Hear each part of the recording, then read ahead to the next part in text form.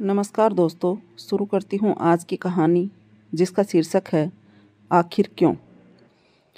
निशा को उसके पति नील ने ऑफिस में फ़ोन किया और कहा उसके बचपन की मित्र स्मृति अपने पति के साथ दिल्ली में आई है। बेचारी का कैंसर लास्ट स्टेज पर है। प्लीज़ तुम उससे मिलने चलो मेरे साथ, क्योंकि वह मेरी बचपन की मित्र है और हमारे ही शहर में बड़ी मुसीबत में है। बहुत सालों तक हम मिले ही नहीं। पापा का फ़ोन आया था कि वह अपने पति के साथ इसी शहर में डॉक्टर को दिखाने आ रही है। निशा को भी ठीक लगा कि उसका जाना ज़रूरी है। दोनों अस्पताल पहुँचे। वहाँ पहुँचकर निशा ने देखा राज को स्मृति के पति के रूप में। उसके पैरों के नीचे से ज़मीन खिसक गई।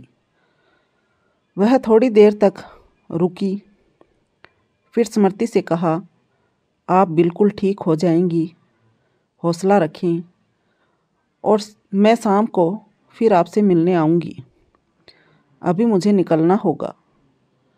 फिर उसने अपने पति नील से कहा, आप यहीं रुको, मैं गाड़ी से चली जाती हूँ। शाम को हम दोनों साथ घर चलेंगे। बाहर निकलकर निशा ने देखा कि आकाश में काले बादल छाए हुए हैं। निशा अपने ऑफिस लौट रही थी। सड़क खाली थी। शायद बारिश की आशंका से लोग अभी बाहर नहीं निकल रहे थे। कार और मन दोनों तेज गति से दौड़ रहे थे। निशा का मन अपने बचपन में पहुंच गया। वह स्कूल की होनहार विद्यार्थी थी। सभी टीचर्स उसे बहुत पसंद करते थे। सहपाठी भी उसे तवज्जो देते थे और निशा का जीवन अच्छा चल रहा था। वह अपने भविष्य की बहुत शानदार बुनियाद रख रही थी। वह जितनी तेज और उसाकर बुद्धि की थी, उसकी प्रिय सखी रोशनी उतनी ही सीधी सादी थी। शायद विपरीत गुणों में भी प्रगाढ़ मित्रता हो सकती है। उन दोनों को देखकर यह आसानी से समझा जा सकता था। 12वीं कक्षा पास कर निशा आगे की पढ़ाई के लिए दिल्ली आ गई थी, किंतु रोशनी का विवाह हो गया था, जिसमें निशा शामिल नहीं हो सकी थी। बाद में निशा रोशनी से मिलने पहुंची और वहां उसकी मुलाकात रोशनी के पति के मित्र राज से हुई और दोनों एक दूसरे से प्रभावित हो गए। राज सिविल सर्विस की तैयारी कर रहा था और निशा पढ़ाई के साथ साथ पार्ट टाइम जॉब भी कर रही थी। रोशनी के साथ साथ निशा राज को भी कभी कभी गिफ्ट भेजती थी। उसको भी एसटीडी कॉल लगा देती थी। निशा राज की हर छोटी बड़ी खुशी और दुख की सहभागी बनती थी। निशा राज के जीवन के महत्वपूर्ण दिनों को अपनी खुशी समझकर सेलिब्रेट करती थी। उसने ऐसा कभी नहीं सोचा कि राज उसके लिए कभी कुछ नहीं करता, क्योंकि शायद निशा प्रेम कर रही थी और प्रेम कभी प्रतिदान नहीं मांगता। समय बीत रहा था। निशा के पिता निशा का विवाह करना चाहते थे। एक अच्छा लड़का मिलते ही पिता ने निशा का रिश्ता तय कर दिया और ठीक इसी समय राज का भी चयन प्रशासनिक सेवा में हो गया। जब निशा ने राज को बताया कि उसकी सगाई हो गई है, तो राज ने भरी आंखों से उसे बधाई दी और उससे मिलने दिल्ली आया। राज ने निशा से कहा कि वह उसके पिता से मिलना चाहता है। बहुत अनुनय विनय कर निशा के पिता को राजी किया। निशा के पिता ने दोनों के प्रेम को देखते हुए शादी के लिए हाँ कर दी और निशा की सगाई तोड़ दी। कोई दिक्कत भी नहीं थी, किंतु कुछ महीनों के बाद राज जब ट्रेनिंग पर गया तो वहाँ उसकी मुलाकात स्मृति से हुई। उसका भी चयन राज के साथ ही हुआ था। दोनों ने जीवन साथी बनकर साथ रहने का फैसला किया। निशा राज के इस आकस्मिक बदलाव से बहुत आहत हुई, लेकिन उसकी राज से अपने प्यार के लिए भीख मांगने की मंशा नहीं थी। किंतु वह सोचती थी, आखिर राज ने ऐसा क्यों किया? क्या राज ने सफलता की चकाचौंध और शोर में अपने दिल की आवाज़ को दबा दिया? राज ने ट्रेनिंग से आने के बाद स्मृति से विवाह कर लिया, मगर निशा राज की यादों को मन से नहीं निकाल पा रही थी। खैर, वक्त कभी रुकता नहीं है। धीरे धीरे निशा भी जीवन में आगे बढ़ गई और उसका विवाह भी नील से हो गया। नील एक आईटी कंपनी में सॉफ्टवेयर इंजीनियर था। आज अचानक राज के बारे में सुना कि उसकी पत्नी कैंसर से जूझ रही है और 2 साल से बिस्तर पर है। वह समझ नहीं पा रही थी कि राज की गलती की सज़ा स्मृति को मिल रही है या राज को उसके किए की सज़ा मिल रही है। निशा दिन भर ऑफिस में भी राज ही के बारे में सोच रही थी और उन्हीं विचारों में डूबी हुई शाम को वह वापस अस्पताल पहुंची नील को लेने। उसके विचारों को विराम लगा तब जब निशा के पति नील ने राज से उसे मिलवाया और कहा, आप हैं मेरी बचपन के मित्र स्मृति के पति।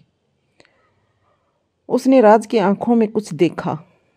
वह क्या था पता नहीं, शायद पछतावा या शर्मिंदगी या कायरता, किंतु निशा की आंखों में राज के लिए एक ही सवाल वर्षों से था, आखिर क्यों?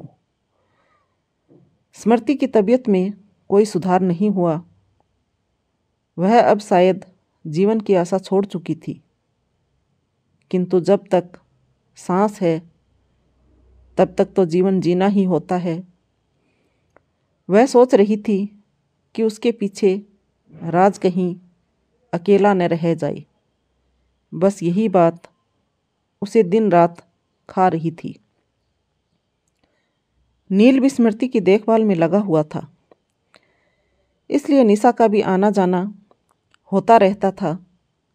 एक दिन निशा स्मृति के पास बैठी थी और थकावट के कारण उसे झपकी आ गई। तभी राज वहाँ आ गया। उसने निशा से कहा, आप बहुत थकी हुई लग रही हैं, ऐसे में खुद ड्राइव करके मत जाओ, इंतज़ार करो, मैं नील को भी ऑफिस से यहीं बुला लेता हूँ, आप दोनों साथ ही घर चले जाना।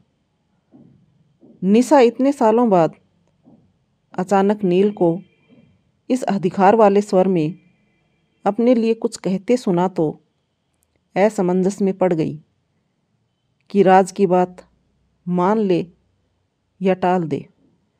खैर, जीत राज की हुई। अब दोनों चुप चुप बैठे थे। हालांकि अंदर भावनाओं का तूफान उठा था दोनों के ही।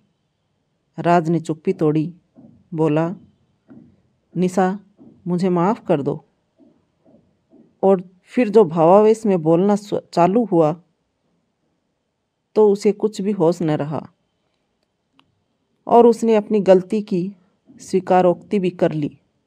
उसने मान लिया कि उसने पद प्रतिष्ठा के लिए स्मृति से शादी की, और शादी के बाद उसे पता चला कि उसकी असलियत खुशी कहीं और थी। स्मृति जो पहले सो रही थी, न जाने कब जाग गई और चुपचाप लेटी थी। उसने सब सुन लिया और उसे लगा कि क्यों न मरते हुए भी वह एक अच्छा काम कर जाए और दो सच्चे प्यार करने वालों को मिलवा कर इस दुनिया से जाए। बस वह मन ही मन कुछ सोचने लगी। नील जब शाम को निशा को लेने आया तो स्मृति ने उसे बातों में उलझा लिया। फिर राज से कहा कि वह निशा को घर ड्रॉप कर दे। वह नील के साथ बचपन की बातें कर रही है। उसे कुछ राहत मिलती है अपने वर्तमान के दुखों से। निशा और राज के जाते ही स्मृति ने नील से कहा, नील, तुमसे कुछ मांगना चाहती हूँ। नील थोड़ा भावुक हो गया। उसने कहा, तुम क्या चाहती हो? बोलो, मैं तुम्हें दूंगा। स्मृति ने कहा, नील, मैं तुमसे राज की खुशियाँ मांगती हूँ। और फिर उसने बताया, राज और निशा बहुत पुराने प्रेमी हैं। राज ने पद प्रतिष्ठा के लिए मुझसे शादी की थी, किंतु वह प्रेम निशा से ही करता था। यह बात मुझे आज ही पता चली है। देखो, मैं तो इस दुनिया से जा रही हूँ, किंतु तुम निशा को वापस राज को दे देना। बस तुमसे यही चाहिए। नील के तो पैरों तले जमीन खिसक गई। नील ने निशा की सहेली रोशनी से बात की तो उसे सारी सच्चाई पता चली। अब नील ने सोचा कि दो सच्चे प्रेमियों को मिलाना ही होगा। उसने जाते ही अपना रेज्यूम एक अमेरिकन आईटी कंपनी में भेजा, जहाँ पर स्मृति का एक दोस्त पहले से ही काम कर रहा था। स्मृति के कहने पर नील का चयन उस कंपनी में हो गया। उसे 3 साल का कॉन्ट्रैक्ट साइन करना था। नील ने निशा से कहा, निशा, मुझे अमेरिका में जॉब ऑफ़र हुई है। निशा बहुत खुश हुई, किंतु नील ने कहा, देखो निशा, मुझे वहाँ अकेले ही बुलाया गया है। अब तुम जैसा कहो। निशा ने कहा, नील, मैं तुम्हारी खुशी में कभी रास्ते का रोड़ा नहीं बनूंगी। अगर तुम मुझसे दूर जाकर जिंदगी में कामयाबी हासिल करना चाहते हो तो मैं तुम्हें रोकूंगी नहीं। इस पर नील ने कहा, निशा, मैं भी तुम्हें किसी बंधन में बांधकर नहीं जाना चाहता हूँ। 3 साल का समय बहुत लंबा होता है। तुम भी मेरी तरफ से आज़ाद हो। नील थोड़ा भावुक हो गया था। निशा भी कुछ समझ नहीं पा रही थी कि यह सब अचानक से क्या हो रहा है। खैर, वह चुप रही। 10 दिन बाद नील का वीज़ा और टिकट आ गया और वह चला गया। नील के जाते ही निशा काफ़ी अकेली हो गई। ऐसे में राज ने उसे संभाला। अपनेपन की उष्णता पाते ही पुरानी भावनाएं पिघलने लगी। उधर स्मृति की हालत बहुत तकलीफ देह थी। उसने डॉक्टर से पूछा, उसे अब कितने दिन का यह दर्द झेलना पड़ेगा। डॉक्टर ने कोई जवाब नहीं दिया। अब उसने नर्स से एक कागज़ और पेन मांगा और राज को एक पत्र लिखा और साथ ही निशा से भी निवेदन किया कि वह राज को अपना ले और नील की कुर्बानी को ज़ाया ना करे। जैसे ही स्मृति ने पत्र पूरा कर अपने तकिए के नीचे रखा, वह एक संतोष लिए हमेशा के लिए सो गई और हर दर्द से आज़ाद हो गई।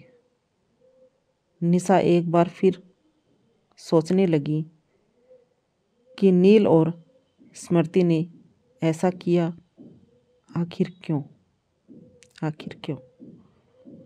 तो दोस्तों, कहानी कैसी लगी?